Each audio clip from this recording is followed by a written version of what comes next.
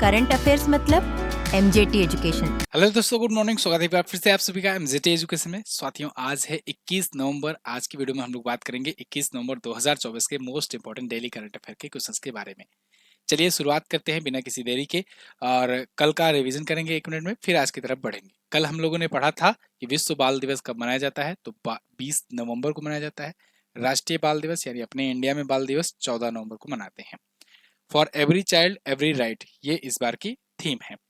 गुरु Ghasidas Tamor Pingla tiger reserve जो है भारत का 56वां टाइगर रिजर्व बना है, छत्तीसगढ़ में स्थित है। कल इसको मैंने डिटेल से आपको समझाया था।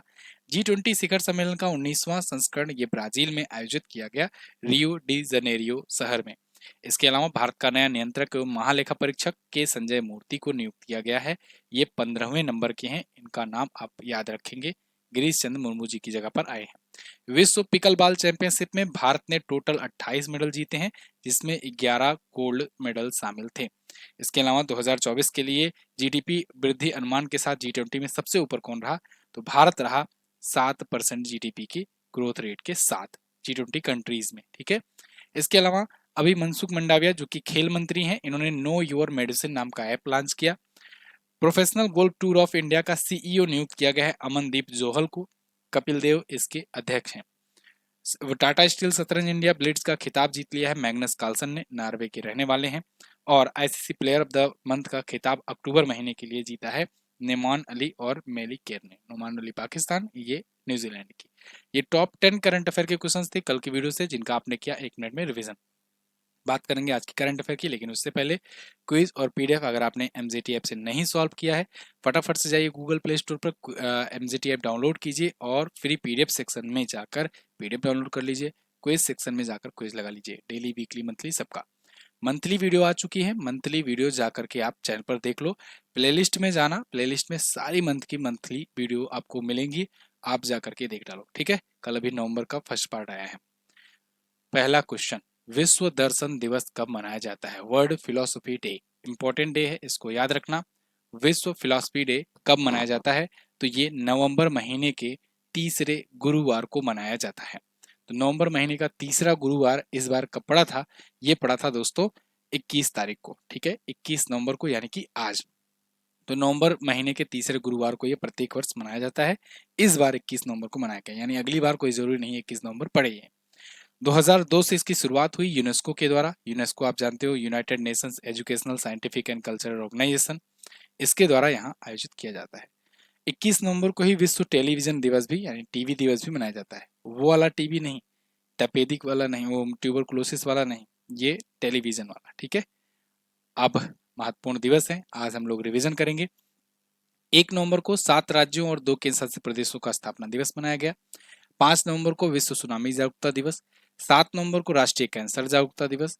8 नवंबर को विश्व रेडियोग्राफी दिवस। 9 नवंबर को राष्ट्रीय विधिक दिवस। 10 नवंबर शांति और विकास के लिए विश्व विज्ञान दिवस। 11 नवंबर राष्ट्रीय शिक्षा दिवस। 12 नवंबर विश्व निमोनिया दिवस। 12 नवंबर लोक सेवा प्रसारण दिवस। 14 नवंबर बाल दिवस। 14 नवंबर को विश्व मधुमेह दिवस।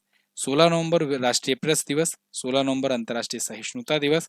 17 नवंबर राष्ट्रीय मिर्गी दिवस और 17 नवंबर को अंतर्राष्ट्रीय छात्र दिवस मनाया गया। इसके अलावा 20 नवंबर को विश्व बाल दिवस, 21 नवंबर को विश्व दर्शन दिवस और विश्व टेलीविजन दिवस। ठीक है जी, 21 ये नवंबर महीने के अभी तक के महत्वपूर्ण दिवस हैं। अगला, 31वीं एशिया प्रशांत आर्थिक सहयोग यानी एपेक की आर्थिक नेताओं की बैठक कहाँ हुई? एपेक, ध्यान रखना ये एपेक है, एक ऐसा मिलता जुलता और ऑर्गेनाइजेशन है ओपेक। एपेक और ओपेक में जमीन आसमान का अंतर है। क्यों? क्योंकि एपेक जो है ये एशिया पैसिफिक इकोनॉमिक कोऑपरेशन है। एशिया पैसिफिक, एशिया प्रशांत क्षेत्र में इकोनॉमिक कोऑपरेशन के लिए संगठन है। और ओपेक जो है ये organisation of petroleum exporting countries है, ऐसे कंट्रीज का ऑर्गेनाइजेशन जो पेट्रोलियम एक्सपोर्ट करते हैं। तो ये संगठन दूसरा है, ये संगठन दूसरा है। यहाँ हम लोग बात कर रहे हैं एपेक की। तो एपेक का 31वां बैठक कहाँ हुआ? ये लीमा पेरू में हुआ है। ठीक है, पेरू एक देश है, उसके लीमा शहर में आयोजित हुआ है एपेक। ठीक है। तो 16-15 नवंबर दोनों दिन ये आयोजित हुआ। सशक्तिकरण, शामिल करना और बढ़ाना, ये इस बार की थीम रहे। 2025 में इसकी मेजबानी दक्षिण कोरिया करेगा, 2024 वाला पेरू किया। ठीक है। और इसकी अगर बात करें तो 1989 में स्थापना हुई थी। हेडक्वार्टर इसका सिंगापुर में है। 21 सदस्य देश हैं, भारत इसका सदस्य नहीं है। ना ही भारत ओपेक का सदस्य है, ना ही एपेक का सदस्य है, ना ही भारत G7 का सदस्य है, और ना ही भारत, देखो मैं लिख दे रहा हूँ, भारत किसका सदस्य नहीं है। ठीक है, ये अच्छा पॉइंट मिल गया। भारत किसका सदस्य नहीं है, सदस्य दिख रहा है ना, नहीं है।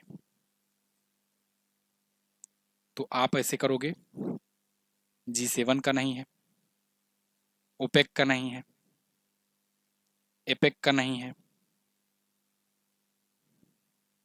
ठीक है। आसियान संगठन आपने सुना होगा, association of south east Asian nation, इसका भी मेंबर भारत नहीं है। ठीक है, तो इसके अलावा नाटो का भी मेंबर नहीं है। ये सब ऐसे हैं। आईसीसी का भी नहीं है, इंटरनेशनल क्रिमिनल कोर्ट का, इसका भी नहीं है भारत सदस्य।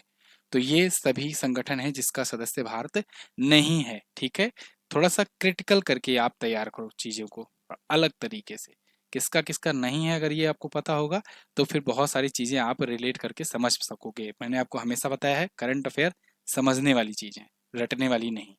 क्यों क्यों नहीं है, कारण है उसके अलग अलग हैं सबके, आप जानते हो। चलिए फिलहाल आगे बढ़ते हैं। अब हाल ही में मिली जानकारी के अनुसार राष्ट्रीय युवा महोत्सव 2025 का आयोजन कब किया जाएगा। राष्ट्रीय युवा महोत्सव, इसका आयोजन कब किया जाएगा। तो युवा महोत्सव युवा दिवस के अवसर पर होगा, है ना। जैसे कि प्रवासी भारतीय समारोह जो होता है, महोत्सव जो होता है, प्रवासी भारतीय दिवस के आसपास होता है। तो प्रवासी भारतीय दिवस जैसे 9 जनवरी को मनाया जाता है, तो 8 से 10 जनवरी प्रवासी भारतीय समारोह आयोजित होता है। ऐसे ही ये 12 जनवरी को होता है राष्ट्रीय युवा दिवस, तो राष्ट्रीय युवा महोत्सव 12 जनवरी के आसपास होगा। 11 और 12 जनवरी आप लगा देंगे ऑप्शन में। तो 2025 में अब अगला वाला होगा, तो 2025 में मनसुख मंडाविया जी इसका उद्घाटन करेंगे। युवा महोत्सव है तो मनसुख मंडाविया जी से क्या मतलब, क्योंकि ये युवा और खेल मंत्रालय के मंत्री हैं। सिर्फ खेल मंत्रालय नहीं, युवा डिपार्टमेंट भी ये देखते हैं। तो 28वां इस बार का संस्करण होने वाला है। Developed India young leaders dialogue, ये इस बार की थीम होगी। अच्छा, युवा महोत्सव युवा दिवस के अवसर पर मनाया जाता है। 12 जनवरी आप जानते हो युवा दिवस मनाते हैं, राष्ट्रीय वाला, ठीक है ना, राष्ट्रीय युवा दिवस मनाते हैं। किसकी जयंती पर, स्वामी विवेकानंद जी की जयंती पर, स्वामी विवेकानंद जी की जयंती पर। अच्छा एक बात और, 12 जनवरी हुआ राष्ट्रीय युवा दिवस, 12 अगस्त को मनाया जाता है अंतरराष्ट्रीय युवा दिवस, ये भी ध्यान रखना। 12 अगस्त को अंतरराष्ट्रीय, ठीक है ना, अंतरराष्ट्रीय युवा दिवस, ये बात भी ध्यान रखना, मेरा बहुत इंपॉर्टेंट बात है ये। चलिए अगला, आप हमारे पेड बैचेस से भी जुड़ सकते हो। जो भी पेड बैच से जुड़ना चाहते हैं वो अर्जुन बैच, संकल्प बैच, इन सब से जुड़ सकते हो। आगे बढ़ते हैं, एमजीटी ऐप पर सब मिलेगा आपको, ठीक है। जाओ, डेमो वगैरह दी गई है, जा करके अपने अनुसार सुविधा अनुसार आप ले सकते हो। वायु प्रदूषण को लेकर सुप्रीम कोर्ट ने ग्रेप 4 लागू करने का आदेश कहां पर दिया है। ये बहुत इंपॉर्टेंट क्वेश्चन है, इस पर मैंने आपको वीडियो भी दी हुई है। और ग्रेप 4 ये दिल्ली एनसीआर में लागू करने के लिए सुप्रीम कोर्ट ने सख्त निर्देश दिए हैं। क्यों, क्योंकि दिल्ली का AQI जो है, एयर क्वालिटी इंडेक्स, ये 500 पार कर गया है। ऑन एन एवरेज 500 पार कर गया है। 500 तक मीटर ही होता है, उसका पैमाना ही होता है, वो पूरा मीटर का टाका भी तोड़ करके पार कर गया है। कभी कभी बीच बीच में ये 700 पहुंच जाता है। तो इतना खराब वहाँ एयर क्वालिटी हो गई है। और रिपोर्ट्स बता रही हैं कि अगर आप दिल्ली में रह रहे हो, दिल्ली में आप बाहर भी निकल गए एक बार के लिए, तो समझो आपने 38 सिगरेट पी ली। 38 सिगरेट पीने जितना नुकसान, वो भी एक दिन में, ये आज के टाइम पर दिल्ली वाले झेल रहे हैं। और ये एयर क्वालिटी इंडेक्स खराब होने की वजह से ये स्थिति है, एयर क्वालिटी वहाँ की इतनी पुअर हो गई है। तो सुप्रीम कोर्ट ने कहा है कि वहाँ ग्रेप 4 लागू किया जाए। क्या होता है ग्रेप 4, हालांकि मैंने वीडियो में समझा रखा है, मोटा मोटा इसमें भी मैं आपको बता दूंगा और रिकमेंड करूंगा वो वीडियो जरूर देखिए। जाइए, दिल्ली में लॉकडाउन करके मैंने टाइटल वाली एक वीडियो बना रखी है। यहाँ पर देखो, जब एयर क्वालिटी को खराब होती है, कहाँ की सही है कहाँ की अच्छी है, इसको लेकर के एक पैमाना बनाया गया है, कैटेगरी बनाई गई है, जिसमें 0 से 50 तक अगर मान लो एयर क्वालिटी इंडेक्स दिखाता है आपका, तो आप गुड एयर क्वालिटी में रह रहे हैं। 51 से 100 में है तो सेटिस्फैक्ट्री है, संतोषजनक है। 101 से 200 मॉडरेट, 201 से 300 खराब एयर क्वालिटी है, तुरंत बदलने का प्रयास करो। 201 से 400 है तो बहुत खराब है, वहां से तुरंत निकलो। और 401 से 500 है तो भाग निकलो तुरंत, क्योंकि वहां पर रहने लायक नहीं है। यहाँ पर देखो, अगर आप कितने भी हेल्दी होगे, लेकिन यहाँ अगर 400 से 500 के बीच एयर क्वालिटी पहुंच जाती है कहीं पर, तो आप बीमार पड़ोगे ही पड़ोगे। और औसतन दिल्ली में औसतन देखा जाता है 200 से ऊपर ही रहता है, 200 से 400 के बीच में रहता है। तो वहाँ मतलब ऐसा कहा जाता है कि अगर अमूमन एक हेल्दी नागरिक जितना और कहीं पर रहता तो जी सकता था, उससे 12 साल कम वहाँ पर जिएगा अगर दिल्ली में वो रहता है तो। ऐसी स्थिति है दिल्ली की। तो इसको लेकर के ग्रेडेड एक्शन प्लान डिसाइड किए जाते हैं। यहाँ पर ग्रेडेड रिस्पॉन्स एक्शन प्लान होता है, बनाया जाता है, और ये प्लान समय समय पर सरकारों को निर्देश दिया जाता है कि इसको लागू करो। इस प्लान के तहत क्या होता है, इस प्लान के तहत रिस्ट्रिक्शंस लगाए जाते हैं कुछ, जो प्रदूषण पैदा करते हैं, एयर पॉल्यूशन पैदा करते हैं, उन स्रोतों से कुछ निर्देश, कुछ चीजें बैन लगाई जाती हैं। अब आप कहोगे वायु प्रदूषण पैदा करते हैं तो सब पर क्यों ना बैन लगा दें एक ही बार में। किसको रोकोगे सिगरेट पीने से, किसको रोकोगे गाड़ी चलाने से, किसको रोकोगे फैक्ट्री चलाने से, वो सभी चीजें तो जरूरी है। इसलिए समय समय पर यहाँ पर एयर क्वालिटी को देखते हुए ग्रैप नियम लागू किए जाते हैं। जैसे जैसे अभी ग्रैप, जब मान लो पुअर एयर क्वालिटी है, पुअर वाला मतलब कि आप समझ लो ये वाली कैटेगरी 201 से 300 के बीच में एयर क्वालिटी है, तब स्टेज 1 लागू करने को कहा जाएगा। तो मतलब कुछ चीज़ें रिस्ट्रिक्ट रहेंगी, कुछ चीज़ें बैन रहेंगी, भारी माल वाहन जो है वो ना जाने पाए, और कुछ बहुत ज़्यादा जहाँ पर धुआं निकलता है, ऐसी चिमनियाँ, ऐसे फैक्ट्रियाँ, इनको सब पर रोक लगाई जाएगी कुछ दिन के लिए। स्टेज 2 अगर बहुत पुअर कंडीशन में है, 301 से 400 के बीच में है, तब वेरी पुअर वाला स्टेज है, तो स्टेज 2 लागू करने के बाद कहा जाएगा। सुप्रीम कोर्ट ने यहाँ स्टेज 3 और स्टेज 4 लागू करने की बात की है, यानी स्थिति 401 से 451 से ऊपर चली गई है, सेवियर प्रॉब्लम है, सेवियर प्लस कैटेगरी है, इसलिए स्टेज 4 लागू करने की बात की गई। मतलब इसका मतलब कि BS4 वाहन से नीचे कोई नहीं, BS4 वाहन मतलब भी नहीं, BS4 से ऊपर वाले वाहन वहां चलेंगे। दूसरी बात ये, कोई भी मालवाहक गाड़ियां नहीं जाएंगी। 12वीं तक के क्लास स्कूल जो है वो बंद कर दिए जाएंगे, केवल बोर्ड के 10वीं और 12वीं के कुछ निर्धारित जगहों पर वो चलाए जाएंगे, बाकी 11वीं तक के क्लास के स्कूल बंद रहेंगे। ऑफिसेज जो चलेंगी वो हाफ अपने कैपेसिटी पर चलेंगी, आधे कर्मचारी वहां पर जाएं। जो बाकी ऑफिसेज के जो सरकारी कर्मचारी हैं वो कोशिश करें वर्क फ्रॉम होम करें। बहुत सारी ऐसी गाइडलाइन जारी की गई हैं, और सुप्रीम कोर्ट ने निर्देश दिया है कि भाई इसको तुरंत लागू करो। Graded response action plan stage 3 और स्टेज 4। ठीक है, ये दिल्ली NCR रीजन में कहा गया है, नेशनल कैपिटल रीजन दिल्ली में। तो इसमें उत्तर प्रदेश के भी कुछ जिले आते हैं, हरियाणा के भी कुछ जिले आते हैं, राजस्थान के भी, और दिल्ली के तो आते ही हैं। अगला, हाल ही में कितने दिवसीय भारत राष्ट्रीय साइबर सुरक्षा अभ्यास भारत NCX 2024 का शुभारंभ किया गया? तो ये अभी 12 दिवसीय अभ्यास था, भारत राष्ट्रीय साइबर सुरक्षा अभ्यास, साइबर सिक्योरिटी को लेकर के, नेशनल साइबर सिक्योरिटी एक्सरसाइज है ये। तो ये साइबर सिक्योरिटी को लेकर के एक्सरसाइज था। आजकल साइबर क्राइम बहुत ज्यादा हो रहा है। साइबर क्राइम क्या है, जो भी आपका समझ लो कि ऑनलाइन या कंप्यूटर के थ्रू जो भी फ्रॉड होता है, जो भी चीजें क्राइम होती हैं, वो सब साइबर क्राइम। आजकल तो एक नया ट्रेंड बना हुआ है, डिजिटल अरेस्ट। डिजिटल अरेस्ट करके लोग वीडियो कॉलिंग करके इंस्पेक्टर बन के, IG बन के, पता नहीं क्या क्या बन करके लोगों को डिजिटल अरेस्ट कर रहे हैं और खूब पैसे वसूल रहे हैं। तो ये सब ना होने पाए, इसके लिए यहाँ एक्सरसाइज की गई कि कैसे निपटा जाए इन सबसे। तो 12 दिवसीय एक्सरसाइज था, 18 से 29 नवंबर तक। ठीक है, राष्ट्रीय सुरक्षा परिषद सचिवालय, राष्ट्रीय रक्षा विश्वविद्यालय, ये मिलकर के इसका आयोजन किए हैं। अगला, वर्ष 2024 में किसको सत्यजीत रे लाइफ टाइम अचीवमेंट अवार्ड से सम्मानित किया गया? सत्यजीत रे लाइफ टाइम अचीवमेंट अवार्ड ये दिया जाता है IFFI में। ठीक है ना, India international film festival of India. International film festival of India प्रत्येक वर्ष गोवा में आयोजित किया जाता है, आप जानते हो। तो इस बार भी 20 नवंबर से शुरू हो गया है और 28 नवंबर तक चलेगा। तो इसमें इस बार सत्यजीत रे लाइफ टाइम अचीवमेंट अवार्ड मिला है किसे? ये मिला है फिलिप नॉयस को। फिलिप नॉयस आपको यहाँ पर दिख रहे हैं, ये है फिलिप नॉयस, और इनको इस बार का 55वां भारतीय अंतर्राष्ट्रीय फिल्म महोत्सव यानी IFFI में ये पुरस्कार दिया गया है। 20 से 28 नवंबर गोवा में आयोजित हो रहा है, हर बार गोवा में ही होता है। इसी में golden peacock, golden silver peacock और ये सब अवार्ड दिए जाते हैं। अभी ये सब अवार्ड 28 को पता लगेंगे, पता लगेगा मैं आपको बताऊंगा। Young film makers the future is now, ये इस बार की थीम है। शुरुआत 1999 से की गई थी। अच्छा, एक और जरूरी बात, शेखर कपूर को, शेखर कपूर इनका नाम याद रखना, इनको ये 55वां है ना, 55वां और 56वां 55वां और 56वां दोनों के लिए इनको बनाया गया है डायरेक्टर। ठीक है ना, डायरेक्टर बनाया गया है, ये बात याद रखिएगा, शेखर कपूर को, IFFI का। अगला, हाल ही में इसरो ने किस रॉकेट के जरिए उपग्रह GSAT-20 का सफलतापूर्वक परीक्षण किया? GSAT ऐसे लिखा जाएगा, GSAT-20, है ना। GSAT का मतलब जियो स्टेशनरी सैटेलाइट 20। तो ये GSAT-20, ये देखो लिखा है, ये उपग्रह किसने लॉन्च किया है, किस रॉकेट से? तो इसे फाल्कन 9 से रॉकेट लॉन्च किया है। फाल्कन 9 किसका है? आप जानते हो, स्पेस एक्स का है। स्पेस एक्स का ये रॉकेट है, एलन मस्क वाली कंपनी। तो फाल्कन 9 के, स्पेस एक्स के फाल्कन 9 ने GSAT-20 इसरो का जो सैटेलाइट है, जो भारत का सैटेलाइट है, इसको लॉन्च किया है। इसका काम क्या होगा, क्यों ये लॉन्च किया गया है? तो इसका काम ये होगा, वायुयानों में इंटरनेट सुविधा प्रोवाइड करना।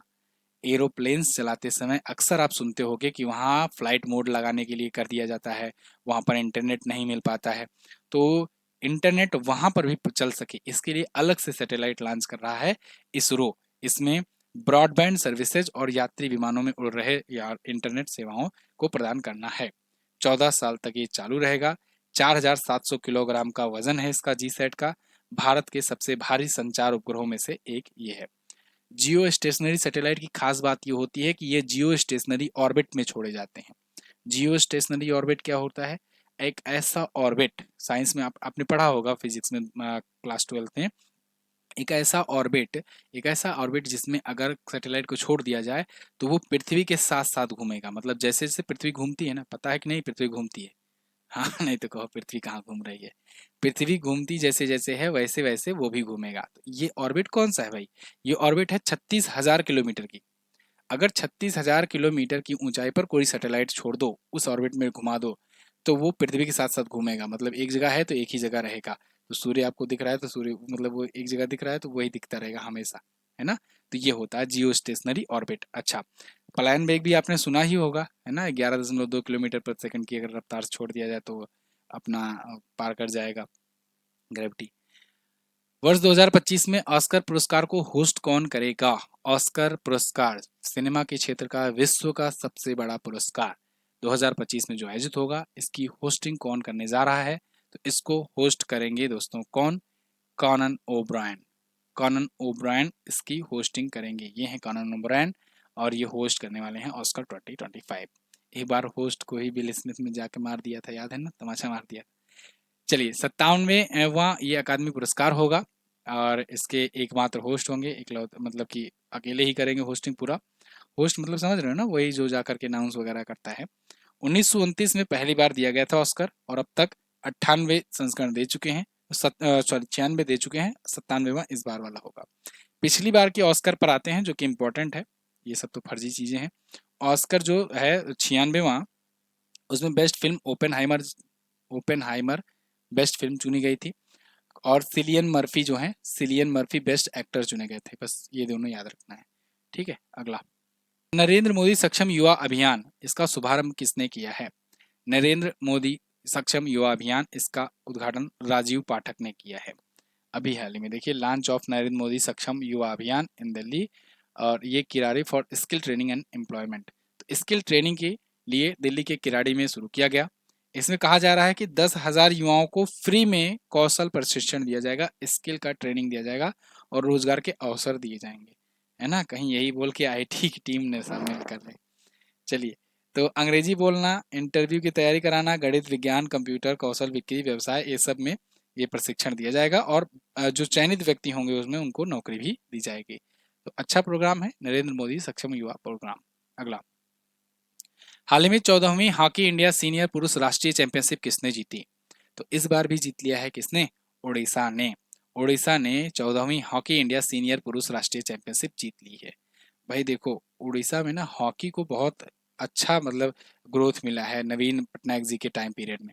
आप देखो वहाँ पर हॉकी स्टेडियम भी बनाया गया है। इसके अलावा हॉकी के 2-2 वर्ल्ड कप अभी आयोजित किए गए हैं ना। राउरकेला में बिरसा मुंडा हॉकी स्टेडियम है जो कि सबसे बड़ा है अंतर्राष्ट्रीय स्तर पर।